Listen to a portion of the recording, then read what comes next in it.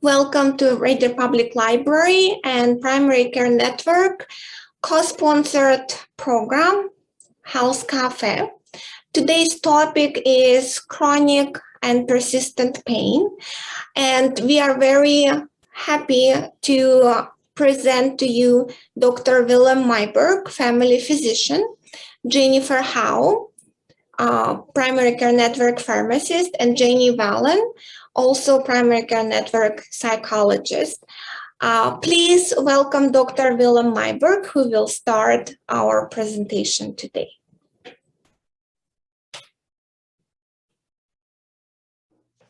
Thank you very much, Tatiana.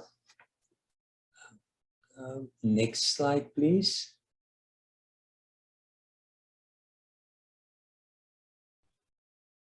Good. So today's discussion goes around chronic pain, and we would like to talk about differentiate between acute and chronic persistent pain. We can quickly talk about different types of chronic or persistent pain, and then spend more time around explore management of chronic or persistent pain with non-opioid medications or ways of doing it. We will also review the risks and side effects of opioids. And the whole idea is to get a better understanding about chronic pain and then explore non-pharmacological treatments for chronic pain or persistent pain. So next slide, please. So what is pain? Pain is a mutually recognizable somatic experience that reflects a person's apprehension of threat to the body's existential integrity. So in plain English, it means that pain is a sensation that generally should be a warning sign, but and that's why it's something that you perceive by yourself. Nobody actually can feel it for you. That's something that you feel, and it can, in an acute setting, be a warning sign, such as when you put your hand on a warm oven, for instance. And then, unfortunately, after time, those symptoms those signals can be bunched up a bit and mean some different things. So you can also sort of compare it to feelings, emotional feelings that we have. Feelings are not right or wrong. You don't have any control over them. They can mean something, but they can also be misleading. So they say you should not always trust your feelings. So in a situation of pain, you should also not just rely on the sensation that you feel. So for instance, if you put your hand on the warm oven, you should look down and see the oven and react to that. So we're going to talk about what happens if pain lasts too long. Okay, so you can go to the next slide, please. So the difference between acute pain and chronic persistent pain. Now, there are various definitions. So the International Association for Studies of Pain sort of accepts 3 months, and that and it basically boils down to pain that sort of lasts longer than what the physiological healing process should take. So, and if you do some research, you'll find different time durations, but it looks like 3 months is about the most consistent one. And what they do now is we divide pain into chronic primary pain and chronic secondary pain. So chronic primary pain is defined as pain in one or more regions in the body associated with significant emotional distress or functionality that cannot be accounted for by any other chronic pain condition. That is chronic primary pain. Chronic secondary pain is defined as pain that arises from an underlying condition or disease. I can go to the next slide, please. So basically, some types of chronic pain will be, if you look at chronic primary pain, they have divided into chronic widespread pain, for example, fibromyalgia or complex regional pain syndromes, chronic primary headache and facial pain, chronic visceral pain, for example, irritable bowel syndrome or chronic pelvic pain syndrome. And then we have chronic musculoskeletal pain, for instance, chronic backache. Now, it's important to realize that in the chronic pain, chronic primary pain, we don't have an underlying pathology that can really explain that. Now, It's actually, that is what the status is right now. There's a lot of research going on in pain right now. We still have trouble really understanding pain properly. And it doesn't mean that these conditions are not going to be moved down to the chronic secondary pain stage later. For instance, if they do find, for instance, a good biochemical explanation for a disease such as fibromyalgia, then of course that will become a chronic secondary pain. So if you look at chronic secondary pain conditions, there they sort of define, those are conditions that there is a underlying reason for that, or explanation that we understand at this point, such as chronic cancer, or cancer-related pain, chronic post-surgical or post-traumatic pain, chronic neuropathic pain, for example, trigeminal neuritis, diabetic neuropathy, etc. Good. Next slide, please. So, like feelings that we mentioned at the beginning, feeling something that just happens in your body, you need, and feelings are not right or wrong, but feelings can affect one's whole life also. I mean, it can affect your sleep, it can affect the way your energy level, and the same with pain. So chronic pain affects every part of a person's life. So you need to focus on the person as a whole, and not only aim to treat the pain by itself. So before writing a prescription, your doctor will examine you and may order tests to diagnose your medical condition, to see in which category it will fit. And then the two of you need to then sit down and make a plan. How are you going to deal with this? Because it doesn't matter what the cause of the pain is, it has an impact on your life as a whole. So, and often, non-medication treatments like diet, prescribed exercise, lifestyle changes, etc., will be more successful, more effective in managing the pain than just taking a tablet. So we're going to talk about later on, other speakers are going to allude further to how to do this. A clear goal, like returning to work or being able to return some of your function, or a hobby that you like to do, that is probably a really good way of measuring pain management. By just focusing on the pain by itself, we can get carried away a bit with this. Good. Can you go to the next slide, please?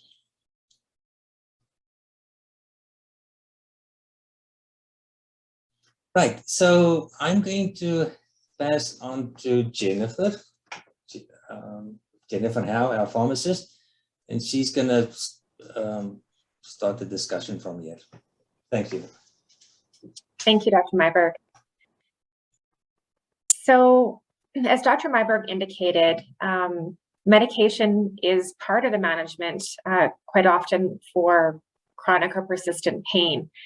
But we are aware with the learnings that we've had that medication alone is not very successful usually in managing chronic pain. So analogy that I like to use with my patients is to think of chronic pain like a car with four flat tires. We can use medication, but when we use medication, it's like putting air only in one tire. And by only pumping up one of the tires, it's not very effective in getting the car back on the road. We need to fill the other 3 tires as well. And so some of the ways that we can do that include psychological therapy, physical activity and interventions, and self-management. And we'll talk more about those today.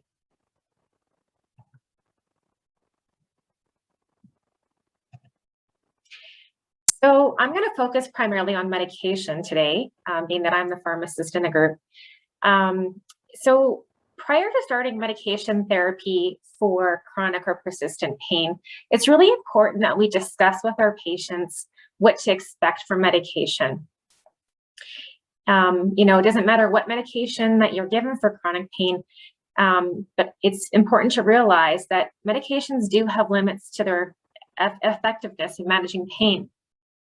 What we suggest is that if a patient gets a 30% reduction in their pain with the medication, then it's having some effect or benefit for the patient. And you might be asking yourself, what does a 30% reduction in pain mean? When we're talking about that we're looking at that pain scale that several of us might be familiar with. You know, when your doctor asks you on the pain scale from 0 to 10, 0 being no pain at all, and 10 being the worst pain you can imagine, where is your pain at? In this example that I have illustrated, the patient's pain is at about a 6 or a moderate pain. And the intention is that if the medication is effective, we should see their pain reduced by 2 full points on that scale. In this case, this would be down to 4. So as you can see, this isn't a way of eliminating the pain completely, but more of a reduction in pain. So this patient would be moving from a moderate pain to more of a mild pain with medication therapy. The other thing that we assess for and monitor for when we start a medication is patients' ability to function in their day-to-day lives, as Dr. Myberg indicated earlier. So we know that the effects of chronic pain, they affect our daily lives in different ways. Everybody's different. And so it's important that individual patients set their own functional goals using the SMART technique, because we know what matters for one person is going to vary for the next patient. And when we look at setting a functional SMART goal, we want that goal to be specific, measurable, action-oriented, realistic, and time-based. An example of this would be, in 3 months after starting X medication, I want to be able to walk my dog for 15 minutes every day. To that person, getting out and be able to do some exercise and spending time with their dog doing activity that the dog needs to do as well is really important to them. But the next person, their goal might be something like getting back to work or being able to get down on the floor and play with their grandkids. The other thing that's important to consider whenever we use medication therapy is that it's very important that not just at the start of medication initiation, but also throughout your medication journey for chronic or persistent pain, that we regularly reassess your pain medication. And that is looking at your ability to function day to day and meeting your functional goals, the pain relief you're experiencing, and acceptable side effects. So when we look at this, for an example would be a patient may have good pain control with the medication, but may be so drowsy during the day that they're not able to participate in any activities that they enjoy. In that case, one would question whether that medication is really beneficial to the patient when they aren't able to do the activities that they enjoy and would need potentially reassessment for a change in medication or adjustment in dose. Another example would be a patient is having good pain control and is able to do their activities of daily living that they want to do, but is having a bit of constipation. That'll be something that the patient would have to decide whether that side effect is something they can handle to continue experiencing if they are experiencing good benefit with pain control and function. Another thing to consider is that sometimes our situation with chronic pain changes and we may no longer need a medication therapy. For example, if you had really bad osteoarthritis pain in your knee and had a knee replacement, the need for medication therapy would need to be reassessed after your knee replacement. And then the fourth thing that we like to talk about around medication expectations is that every individual is different, and what works for one patient for medication therapy may not work for the next one.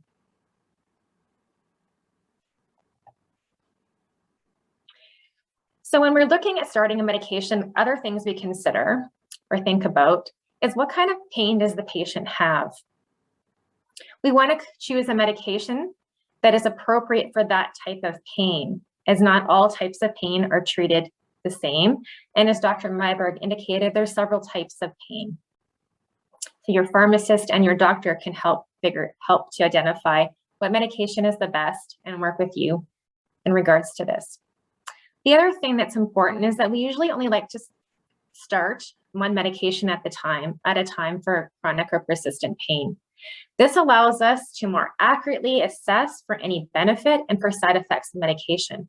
If we start more than one medication at a time, it makes it really hard to figure out if we're having a benefit, which medication it is, and if we're having a side effect, which medication it is. The other thing to consider is that it can take 2 to 3 months for a non-opioid type pain medication to show benefit in chronic pain. So it's not something we typically see an overnight response to. It does take some time. And we want to exhaust non-opioid medication options before considering opioid therapy.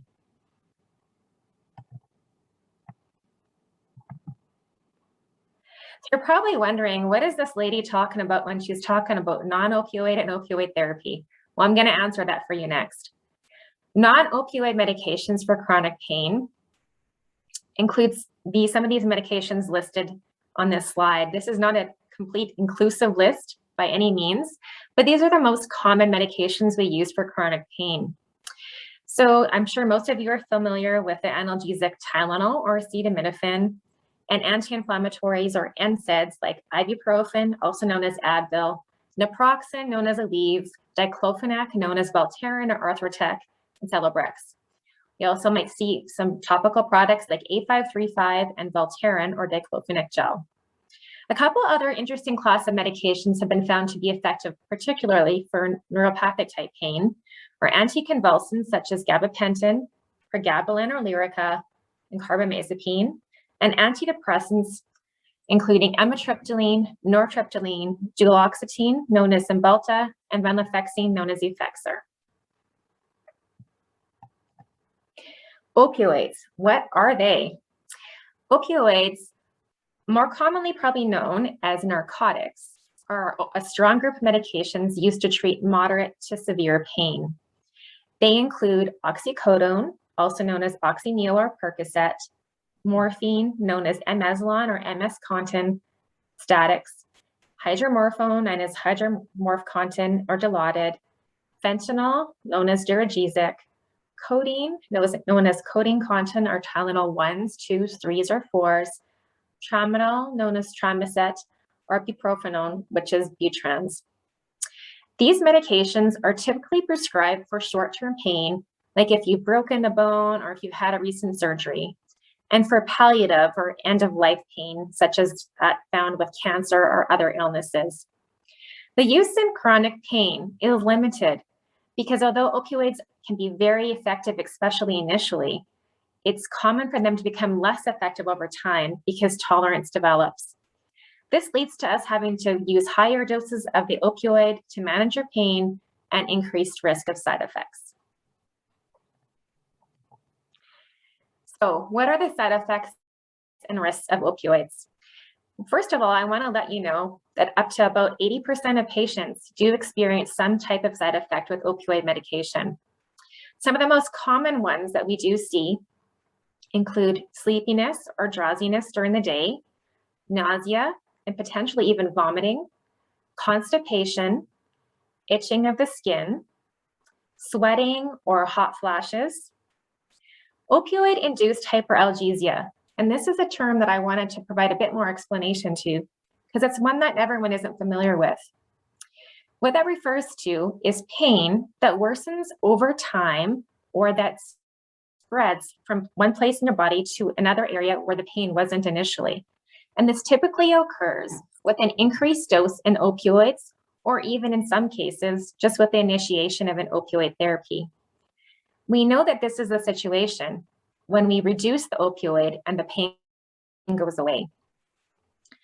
Other side effects include disrupted sleep or sleep apnea, and that's when patients wake up because they've quit breathing during the night.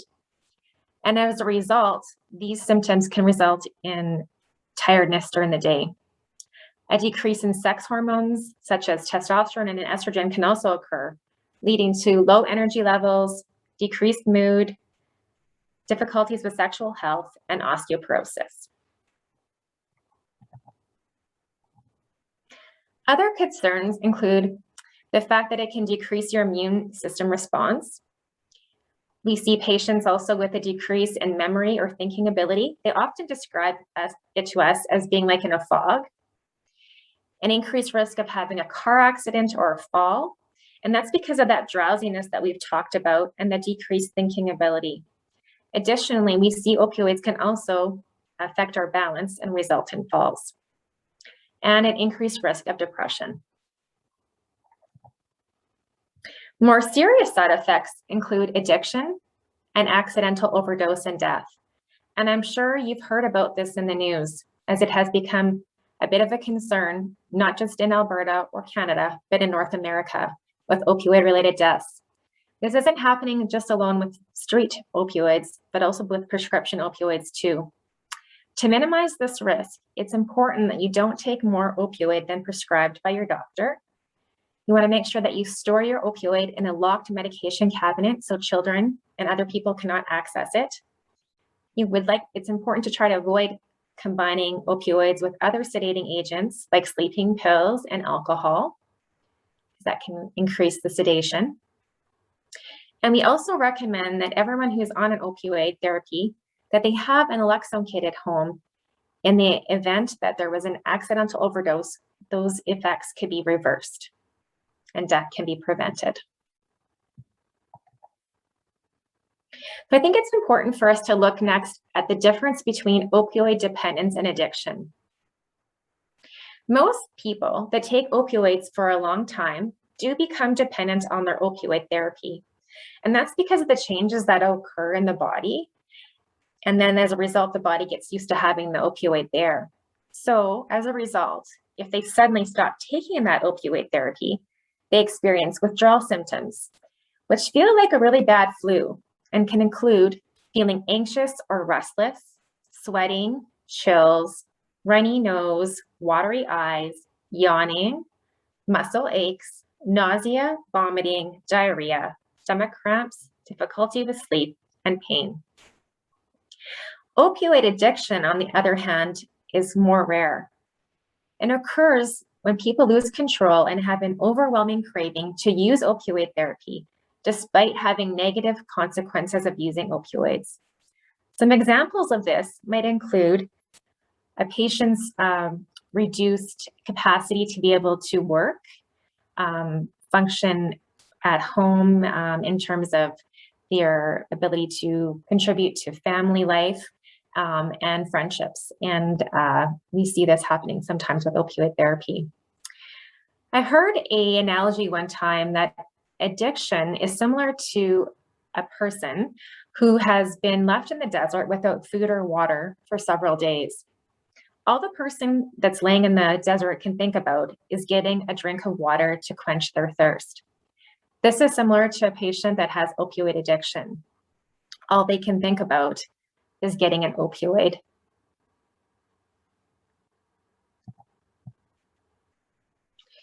So we quite often get, questions from patients and even from other healthcare professionals about reasons why a patient might want to consider tapering or reducing their opioid therapy.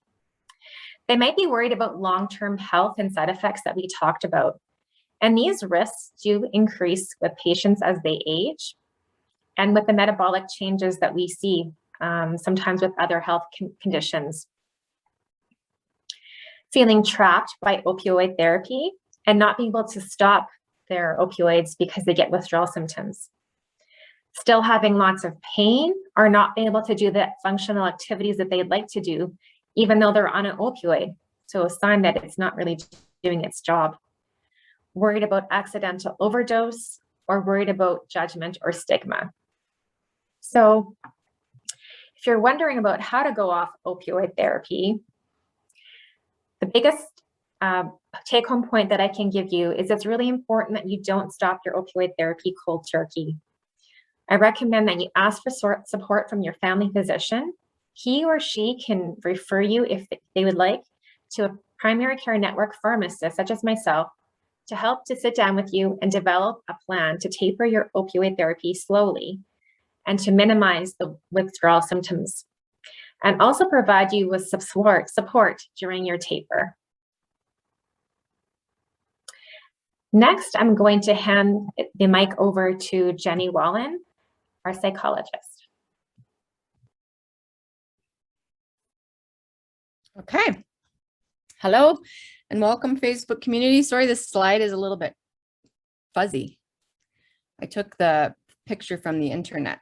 So I teach the persistent pain program at Primary Care Network. We developed it about 7 years ago, I think.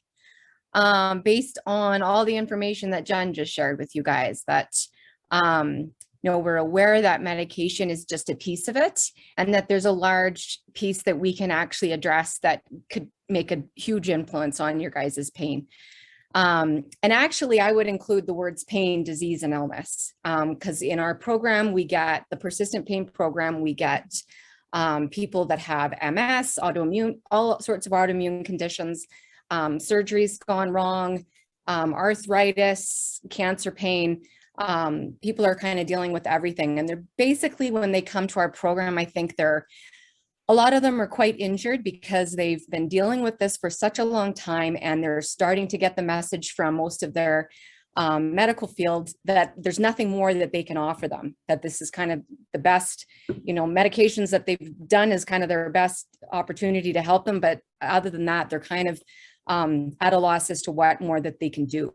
And so it's really an awesome group. It's extremely empowering, because what we hope to aim to give you is an opportunity to figure out what you're able to influence that's going to impact your pain. And the bonus of it is that we've done an incredible amount of research on pain neuroscience. We've been teaching this and talking to people, and we do pre and post tests. So we've got so much information. And so we feel super confident that by taking the 8-week course, it's a start. You're not going to reduce your pain in 8 weeks. You might, and some people actually completely eliminate it. I would say that's the exception, not the rule. But what we've learned about the pain neuroscience is that when we change the way we approach our pain on a daily basis, it takes about a year for those changes to really make an impact on pain. So that's just being realistic. That might not be the best news you've heard all day, but we're really confident that when you're supported in this way and you kind of decide, based on the 8 weeks, you kind of make a decision, we're going to throw a whole bunch of stuff at you. We talk about body, mind awareness. We talk about your approach to activity. And we talk about changes to lifestyle. And you don't have to buy everything we sell. You can just pick one thing that you feel like you're going to be able to implement in your life, and then go forward and make a change, however, whatever works with your life.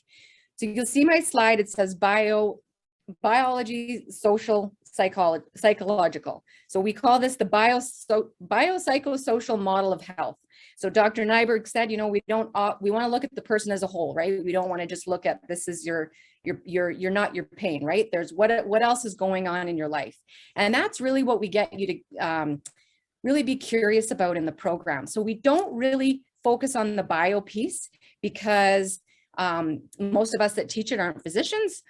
We have nurses and pharmacists that teach it for sure, but we don't really want to get into that in the program, just because everybody comes from so many different walks of life, and everyone's kind of got so many different things going on. So we really just focus on the nervous system, like what can we do to impact your nervous system? So the biology, it's your physical health, it's what your genetic vulnerabilities, it's drugs, it's surgery. And so we know that if we just focus on the biology when you're dealing with your pain, if we just look at the biology, it's not sufficient. It's not the big picture.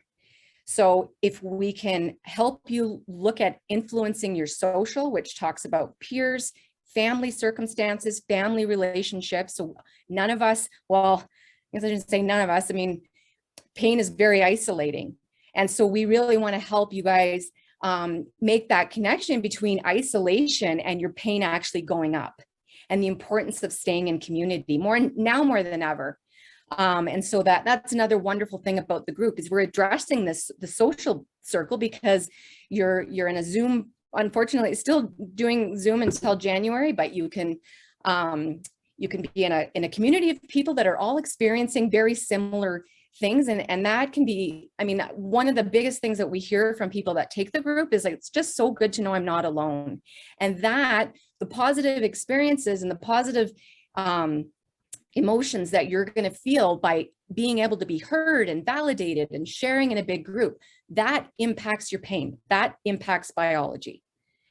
So the psychological piece of it, and that's my piece, I work one-on-one with clients, and we talk about coping skills, social skills, family relationships, self-esteem, mental health. all of that plays on the same the same place that your nervous system gets really, really protective because you're in pain. It also gets really, really protective in relationships. We see definite characteristics of people that are in persistent pain. A lot of them are they say they're push throughers, right? They're always kind of going, and it's kind of their way to avoid the pain, just to keep going. A lot of them have a really hard time saying no. A lot of them have really hard time with boundaries. There's a definite connection between trauma in the childhood, and then how does that manifest itself now physically for me? We hear lots of stories of people raised in environments that were very, very stressful, and that chronic stress and those chronic, cortisol and adrenaline and all those stress hormones, they can absolutely amplify our pain. And so what we focus on in the group for 8 weeks is the social, the psychological, and we kind of identify what are the ways that you're able to influence your life that will impact the biology. So next slide.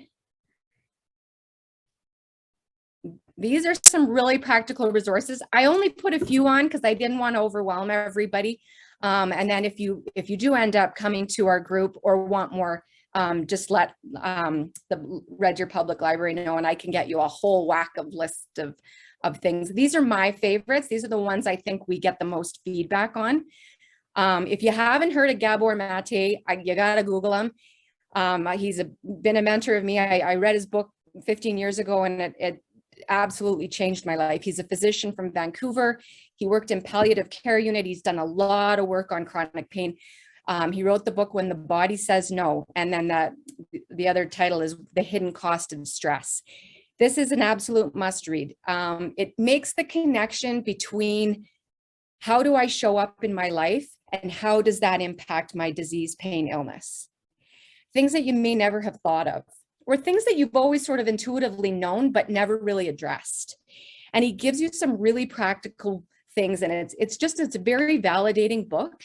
We've had many patients read the book and go, wow, like I never realized these two things were connected.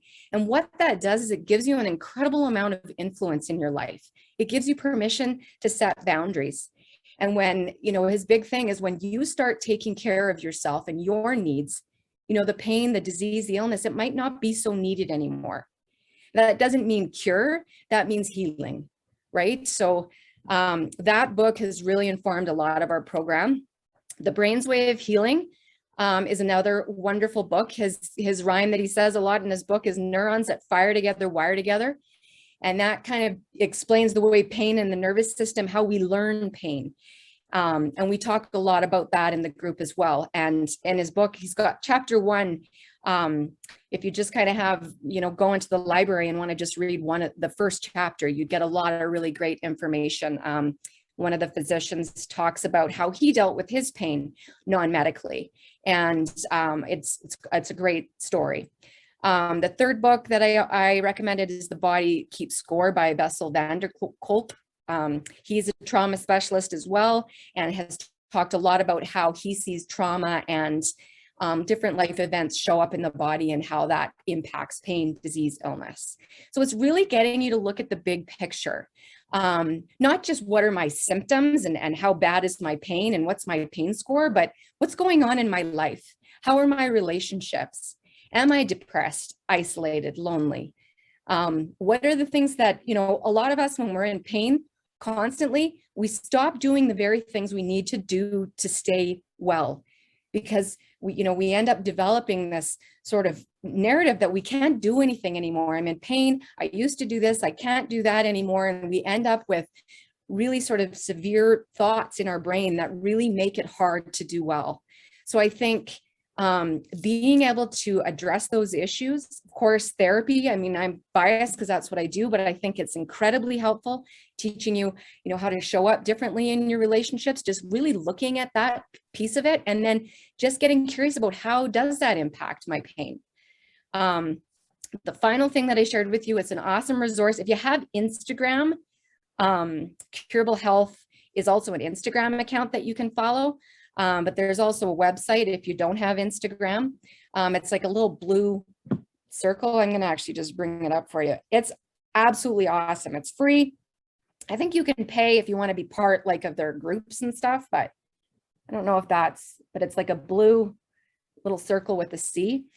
They, you know, again, the neuroscience behind pain, which basically just teaches you how does my nervous system and my brain communicate and how does that affect my biology? And they talk a lot about that. They have a lot of really good things every day. They update the site all the time. There's people with all sorts of pain. If you look under the subheadings, there are people that are talking, and then you name the condition, they address it. All sorts of different things that people are dealing with. And it basically what this all kind of gives you is an ability to really narrow in on the things in your life right now that you're able to influence, that will give you some more positive emotions, where we can get those things like endorphins and enkephalins being released into our bodies so that the pain isn't so loud. Last slide. So this, our workshop, the persistent pain, like I said, it's 8 weeks. It's usually in the day for a couple hours. We have a movement break on it because the rhyme we always say in our group is motion is lotion. We want to get people moving. And a lot of times people are very scared to move because the last time they did that, you know, something maybe really horrible happened or their pain worsened. So we know that that's a big piece of it. It's very gentle movement. And of course, you know, just getting you to listen to your body and making sure that you don't overdo it. It's runs for 8 weeks. Like I said, we talk about the mind, body, so different things that we know can influence your pain. And then we give you homework for you to go home and do. The activity section, we talk about the 3 kind of approaches to activity most people push through. Well, we push through some things, right? Like, and we stop listening to our body. So even if our body's screaming at us, we're pushing through and we're completely, you know, just battling through, and that makes the pain worse, and it actually makes our nervous system more protective. Then there's the wait until approach, which is, you know, I'm not going to go to the gym until this gets better, and then we end up, you know, really getting more weak, and the pain can come, you know, back a little bit stronger because now we're not moving, we're not doing anything. So what we promote is what we call the pacing approach, which is just kind of, I always think about it as breathing in and breathing out, just kind of doing an activity and then taking a little break and checking in with your body. How am I doing? Doing a little bit of activity and then checking back in. Sounds painful. Most people find it, you know, it takes them a little bit longer to get activities done. But in the long run, what we're doing is we're trying to teach our nervous system what it feels like to be relaxed and be okay and be safe. It's a concept that's not necessarily always easy to explain, but we do our best in the program. So if you want to call the Red Deer Primary Care Network, we're in the middle of groups right now, but I think we have one starting in October. You know, the first day has tons of information in it. So I would recommend just showing up for the first day, and you'll get a really good idea of what the program has to offer. And then I think that's it. I'm going to let Jen explain the find a doctor because I'm not really sure what the goal was with that. But I think that the main take home that I would like to give you guys is that there's a lot of things that we can do to influence whatever your story is, whatever your situation is. I am very confident that we can help you find a way to influence that in a way that works for your life. It's been the most rewarding program that I've taught most all the groups at PCN, and I think it's been absolutely the most rewarding one from my perspective, just because people see so much change. There's a lot of hope that we give and feel. So I hope you guys all feel you've gotten enough information today to maybe pursue that, or contact us if you have any other questions, and I'll just give it to Jen. Thanks, Jenny. So on the slide, we've also included a website, albertafindadoctor.ca. And this is another way for you to register for our workshop, Moving On with Persistent Pain. So you can call the Red Deer Primary Care Network like Jenny suggested, and you can register by phone. You can also talk to your doctor about getting you registered, or you can go to this website that I have on here and then go to workshops, and you can find one near you. This is pretty cool. Jenny was part of the program in the development, and it started out just being a workshop for Red Deer, for our primary care network in Red Deer, but it has now become an Alberta program, so a provincial program. And so these programs are now being run all over the province. So it's wonderful that this messaging can reach people all over the province. You know, I just want to summarize, you know, Jenny touched base on it, and just kind of wanted to come full circle and just reiterate that, you know, we talked about there's those 4 tires on the car, right, that we need to fill up with chronic pain. So we talked about medication today. Jenny's talked about the psychology piece. And as well, in our persistent pain program, there is some self-management strategies that are taught, and then some physical activity. So really, you know, you can hit quite a few, you can fill up quite a few of those tires by attending our persistent pain program.